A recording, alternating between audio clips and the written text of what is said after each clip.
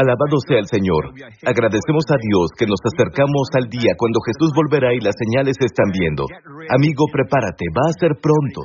Y cuando Él vuelva, transformará el cuerpo de nuestra humillación para que sea semejante a su cuerpo de la gloria por el poder que tiene de sujetar a sí mismo todas las cosas. ¡Aleluya! Estoy emocionado por eso. ¿Y tú? ¿Estás esperando el rapto? En el rapto, este cuerpo será removido e inmediatamente recibiremos otro cuerpo. La Biblia lo dice así en 1 Corintios 15. Así también está escrito. Fue hecho el primer hombre Adán ser viviente, el postrer Adán espíritu vivificante. ¿Ven la diferencia? El primer hombre Adán se convirtió en un ser viviente. En otras palabras, él solo estaba vivo, ¿cierto? Pero el postrer Adán se convirtió en un espíritu vivificante. ¿Qué es un espíritu vivificante y qué un ser viviente? Puede ser un ser viviente y solo vivir para ti mismo, pero un espíritu vivificante es cuando todo el que entra en contacto contigo recibe vida. Y el postrer Adán aquí es, por supuesto, nuestro Señor Jesucristo. Mas lo espiritual no es primero, sino lo natural y luego lo espiritual. El primer hombre era de la tierra, hecho del polvo. El segundo hombre, que es el Señor, del cielo. Cual el terrenal, tales también los que terrenales. Y cual el celestial, tales también son los celestiales. Oro para que se regocijen, porque ya no somos más hombres del polvo. Amén. Somos de los que son celestiales. Y así como hemos traído la imagen del terrenal, traeremos también la imagen del hombre celestial. La imagen del hombre de polvo está sujeta a la enfermedad, a la muerte, al desastre. El pecado produjo estas dos corrientes, sangre y lágrimas. Sangre del cuerpo de Abel y lágrimas de los ojos afligidos de sus padres. Y estos dos arroyos, sangre y lágrimas, se han convertido en dos ríos crecidos que encontramos en todas partes donde hay hombres. Y cómo esto ha traído lágrimas, angustia, en las familias, en las vidas. Dios nunca quiso que esto pasara, siempre recuerda esto. Pero amigo, regocíjate, ya que hemos llevado la imagen del primer hombre, sujeto a la muerte, a la descomposición y todo eso, llevaremos la imagen del segundo hombre. Amén. Y ahí es donde está nuestra esperanza. Alabado sea el Señor. Gracias, Señor Jesús. Pero esto digo, hermanos, que la carne y la sangre no pueden heredar, el cuerpo natural no puede heredar el reino de Dios, ni la corrupción hereda la incorrupción. He aquí, les digo un misterio. Escuchen con atención. No todos dormiremos, pero todos seremos transformados. Aleluya, esto se refiere a los creyentes. No todos dormiremos, se refiere a la muerte, pero todos seremos transformados. En un momento, en un abrir y cerrar de ojos, a la final trompeta, porque se tocará la trompeta, y los muertos seremos resucitados incorruptibles. Y nosotros seremos transformados, porque es necesario que esto corruptible se vista de incorrupción y esto mortal se vista de inmortalidad. Y cuando esto corruptible se haya vestido de incorrupción y esto mortal se haya vestido de inmortalidad, entonces se cumplirá la palabra que está escrita: la muerte es tragada por la victoria. ¡Aleluya! ¿Dónde está, oh muerte, tu aguijón? Esto es un desafío y un grito del Espíritu en Oseas, que Pablo está citando aquí. Que entonces, ahora, esto pasará. En el rapto, esto pasará. ¿Dónde está, oh muerte, tu aguijón? Oh Hades, oh infierno, ¿dónde está tu victoria? Ya que el aguijón de la muerte es el pecado y el poder del pecado es la ley. ¿Ven eso de nuevo? El aguijón de la muerte, lo que causa la muerte, es el pecado. Recuerda eso, amigo, lo que causa la muerte es el pecado. Pero ¿qué da fuerza al pecado? Y el poder del pecado es la ley. Más gracias sean dadas a Dios que nos das la victoria por medio de nuestro Señor Jesucristo. Ahora oro para que recibas esto, para que lo entiendas, que el pecado es lo que produce muerte. Así que, si profundizamos, ¿por qué existe la muerte? ¿Por qué existen estas dos corrientes de ríos que van a cada vida? Sangre, enfermedad y asesinato, muerte, destrucción, desastre, todo por causa del pecado. El pecado dio a luz la muerte. Si no hay pecado, no habrá muerte. Adán habría vivido eternamente joven, eternamente saludable, eternamente fuerte. Seguiría en el jardín del Edén, ¿verdad? Pero Adán cayó, el hombre pecó. Pero vino el postrer Adán. Amén. La Biblia dice que, y librar a todos los que por el temor de la muerte estaban durante toda la vida sujetos a servidumbre. Jesús va a regresar por nosotros por una cosa, amén, para redimir nuestros cuerpos. Y eso es lo que dice la Biblia. Cuando Dios nos da el Espíritu, nos da las arras, el pago inicial. El Espíritu es como las primicias, el pago inicial que recibimos. En otras palabras, un pago inicial significa, volveré y lo redimiré por completo. Hay redención por Jesús derramando su sangre, redimido por sangre, y hay una redención por el poder. Cuando Él venga de nuevo, nuestros cuerpos serán transformados por ese poder, por el cual somete todas las cosas. Amén. Nuestro cuerpo se convertirá en un cuerpo nuevo. Amén. Incorruptible, inmortal. Aleluya, para siempre. Gracias a Dios. ¿No te emociona que eso va a pasar? Pero hasta entonces, mientras esperamos que eso suceda, desde ahora hasta entonces, el rapto, ¿hay algún lugar donde podamos andar en victoria? Donde podemos andar en dominio sobre la enfermedad, sobre las dolencias, sobre la depresión, sobre todas las formas de muerte? Porque sabemos que el último enemigo será la muerte física, que será puesta bajo sus pies. Así que nos detuvimos la semana pasada en la parte donde habla de nuestro espíritu, alma y cuerpo. Veamos la ilustración de nuevo. Y la Biblia dice que Cristo está en ti. Aunque Cristo esté en ti, el cuerpo todavía está muerto a causa del pecado. Pero el espíritu, tu espíritu está vivo a causa de la justicia. Y entonces esa justicia tiene vida. Tu espíritu está vivo a causa de la justicia. Y todo el capítulo habla de... La primera parte del capítulo habla de poner tu mente en el espíritu, no en la carne. No seas consciente de la carne, no seas consciente del pecado, no seas consciente de la enfermedad. Sé consciente de la vida de resurrección. Sé consciente de la justicia. Y si eres consciente de la justicia, esa vida que está en la justicia, en tu espíritu, impregnará el alma, expulsando la depresión, el desánimo y todos los sentimientos negativos. Eso tocará tu cuerpo y eso resultará en plenitud y salud. Vaya, aleluya. Pero la clave es la justicia. Esa justicia que es lo que eres. Amén. En el espíritu. Amén. Pero no olvides que quien eres realmente es todo tu ser. Debe tocar tu alma y debe tocar tu cuerpo. Entonces aprendimos que la justicia es la clave porque en Filipenses dice, y ser hallado no teniendo mi propia justicia, sino la justicia que es de Dios por la fe, a fin de conocerle y el poder de su resurrección. Porque por defecto, lo sé, el pecado es un problema, pero vamos por una raíz más profunda, para eliminar esa base de operación por la cual brota el pecado. Así que todo lo que le recuerda a la gente el hecho de que creyentes, me refiero a los creyentes que son la justicia de Dios en Cristo, ayudándolos a no ser conscientes del pecado, como dice Hebreos 10, versículo 2. Los creyentes que son purificados de una vez por todas ya no se habrían sentido culpables de pecado. Más bien, promueven la rectitud consciente, no la justicia propia, sino la justicia de Cristo. Es decir, la justificación por la fe. Si promueven eso en la vida de la gente, le están haciendo un gran favor, porque están liberando vida. En todas esas personas tocarán sus almas y cuerpos. Están promoviendo la salud en el cuerpo de Cristo. Y esa es la razón por la que si no lo cuidamos, volvemos a traer la ley. La ley, lo acabamos de leer. El aguijón de la muerte es el pecado, y el poder del pecado es la ley.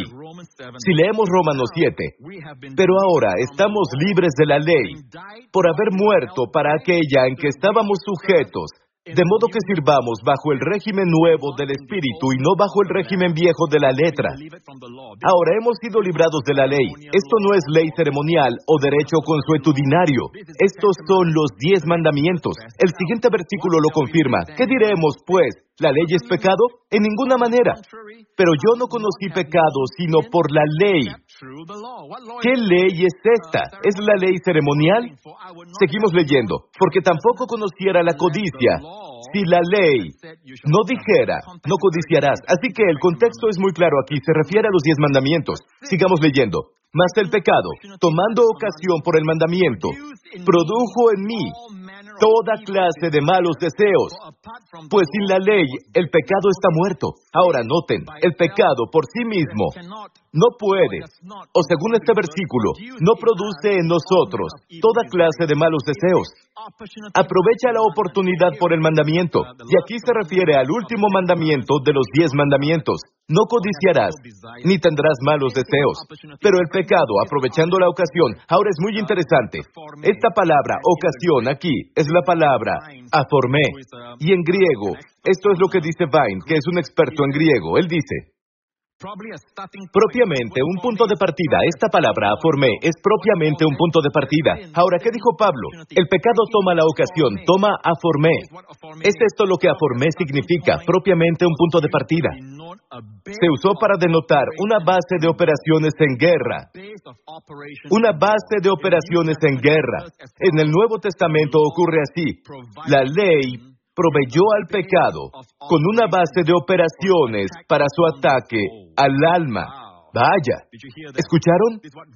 Esto es lo que dijo Vine acerca de esta palabra aformé en Romanos capítulo 7, que el pecado tomó la ley como base de operaciones, amigo, en la guerra.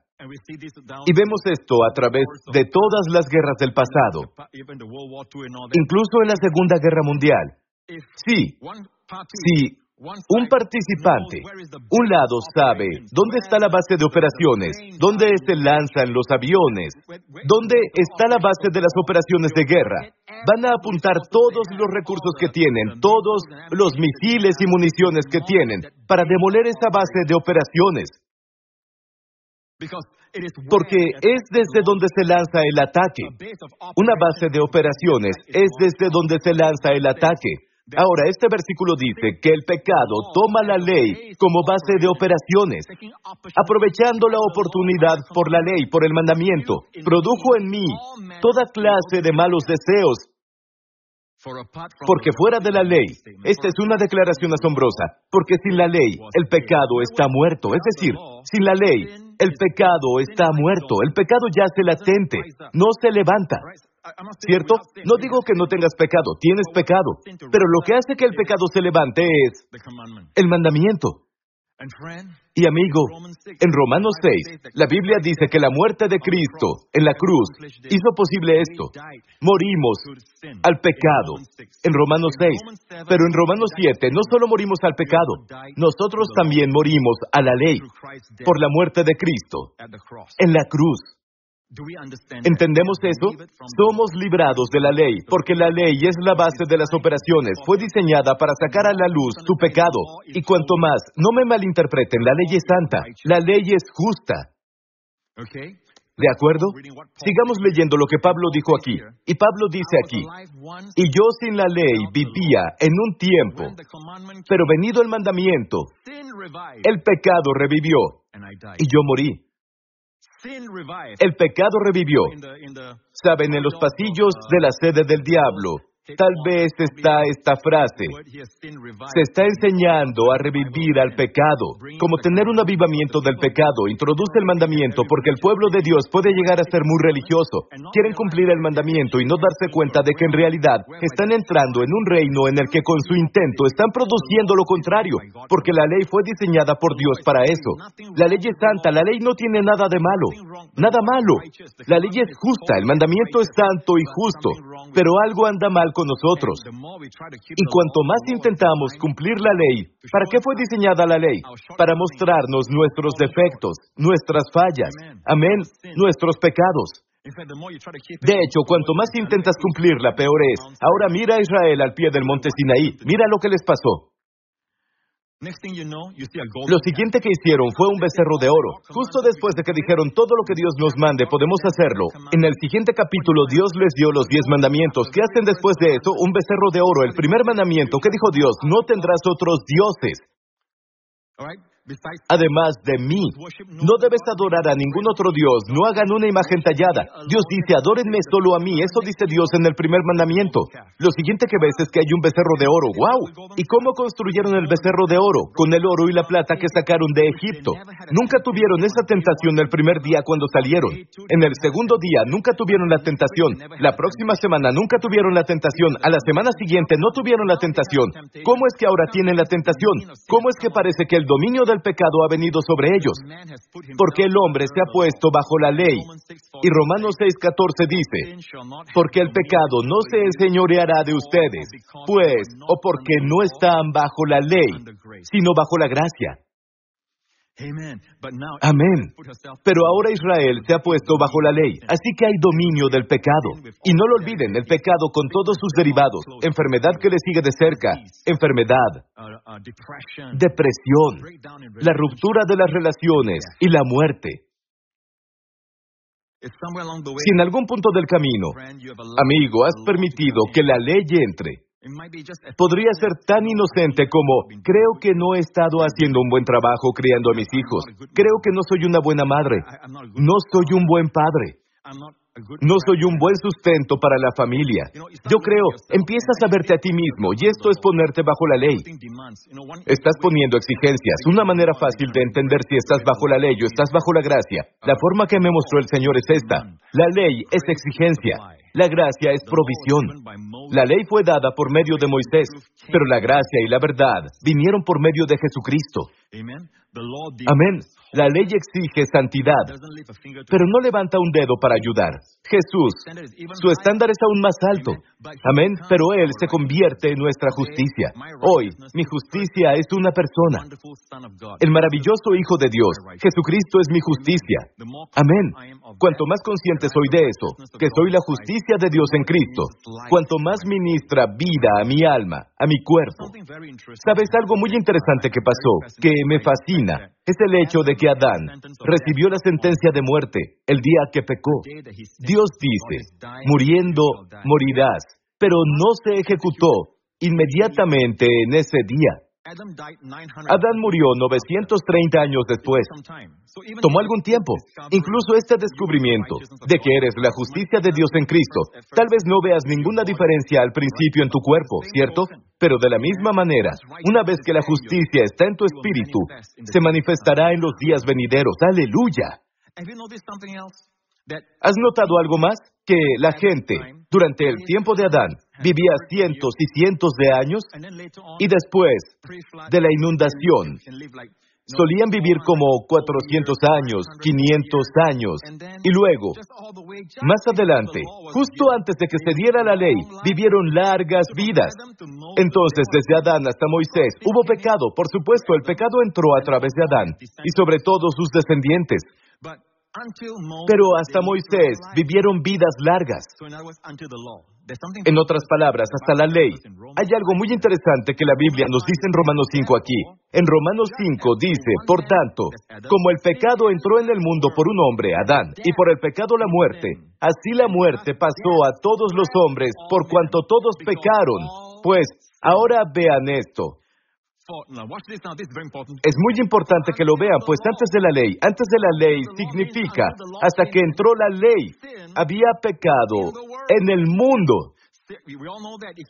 Todos lo sabemos, eso vino de Adán, el pecado estaba en el mundo, pero aún no había ley. Dios no daba la ley todavía, porque hasta que la ley llegó, hasta que entró la ley, había pecado en el mundo, pero el pecado no es imputado cuando no hay ley. No obstante, reinó la muerte desde Adán hasta Moisés. Moisés es un representante de la ley. Así que, desde Adán hasta Moisés, hasta que entró la ley, el hombre vivió una larga vida, a pesar de que había pecado, a pesar de que había muerte. Parece que la muerte se mantuvo a raya. Te presento a ti, amigo, que cuando eliminas la conciencia del pecado de la vida de un creyente, en realidad estás extendiéndole al creyente. Esa es la palabra, estás extendiendo la vida de ese creyente. ¡Aleluya! La muerte viene con la ley gracias a esto. Pablo lo dice en Gálatas capítulo 3. Maldito todo aquel que no permaneciere en todas las cosas. Noten, en todas las cosas. No puedes elegir lo que eres capaz de hacer y descartar el resto. No, debes guardar todo para ser justo. Como dice Santiago, si ofendes, quebrantas una ley. No eres culpable de la que quebrantas, eres culpable de todas. Es como un collar de perlas. ¿Entiendes? Una se rompe, todo se despega. Escucha, amigo. Si haces lo mejor que puedes, no es suficiente bajo la ley. Debes hacer todo en la ley, o de lo contrario estás bajo la maldición. Pero amigo, el siguiente versículo en Gálatas 3 dice, Cristo nos rescató, nos redimió de la maldición de la ley, hecho por nosotros maldición, porque está escrito, maldito todo el que es colgado en un madero. Así que Cristo tomó esta maldición por nosotros, y la Biblia dice que no vivimos por la ley, vivimos por la fe. De hecho, lee Gálatas. Lo opuesto a la ley es en realidad la fe. La fe y la ley están siempre en contraste. Y la Biblia dice que el justo por la fe vivirá. Me encanta eso. El justo por la fe vivirá. En Romanos 1 lo leemos de esta manera, y puedes leerlo en ambos sentidos. Puedes leer, el justo por la fe vivirá. Solía pensar en eso como las personas que creen en Dios para sus finanzas cuando están en el ministerio de tiempo completo. ¿Cierto? El justo por la fe vivirá.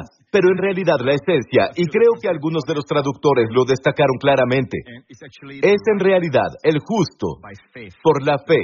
El que es justo por fe vivirá. Cuanto más crees que eres justo por la fe, más vivirás.